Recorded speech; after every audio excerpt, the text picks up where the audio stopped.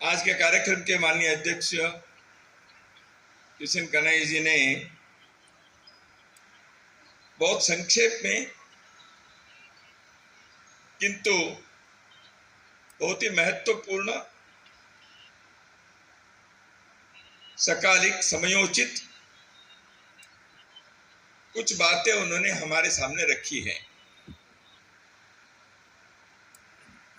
उन्हीं बातों को थोड़ा विस्तार से करने का मेरा काम है, इतना ही है। उन्होंने 5 मिनट में जो कार्य किया, मैं थोड़ा सा कार्यक्रम के जो समय दिया है वहां तक मैं उसी को विस्तार करूंगा। आपने युवाओं के लिए कुछ संदेश दिया, देश के संदर्भ में कुछ बातें आपने व्यक्त की, अपेक्षाएं और सपनों के बारे में आपने थोड़ा सा उल्लेख किया और रायगढ़ के संदर्भ में आपने धन्यता का भाव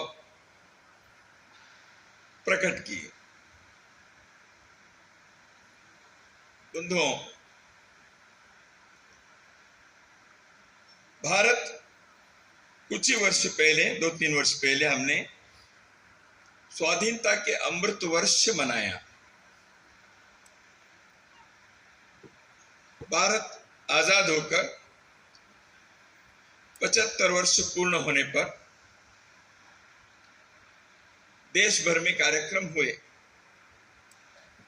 सरकार, देश उनके सरीके आगे नहीं बढ़ पाया।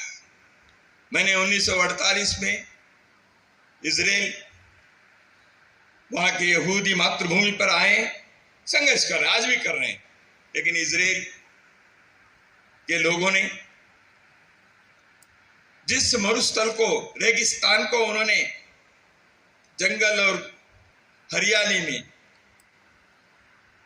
खेती और कृषि से विकसित कर दिया, 1948 के पश्चात चारों ओर दुश्मनों के साथ लड़ते हुए भी अपने देश के नौजवानों को किसी प्रकार के देश के लिए जीना और मरने के सिखाया उन्होंने।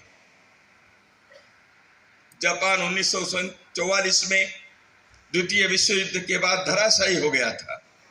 जापान के वस्तु को दुनिया के किसी बाजार में बेचना संभव नहीं था। जापान के वस्तु को न अमेरिका के न यूरोप के किसी शहर में लोग खरीदते नहीं थे।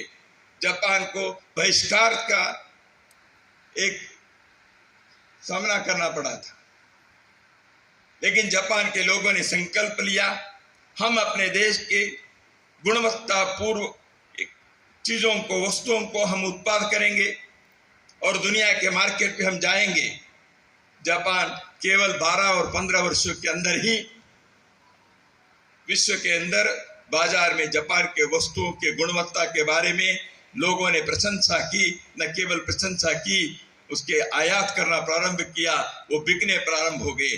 देश के लिए जीने का, देश के लिए मरने का, देश के लिए काम करने का एक संकल्प, एक जज्बा लेकर जापान के नौजवान लोगों ने जापान को खड़ा किया। 1944 के उस विश्व युद्ध के सब प्रकार के धराशायी होने के पश्चात भी क्या भारत नहीं कर सकता था?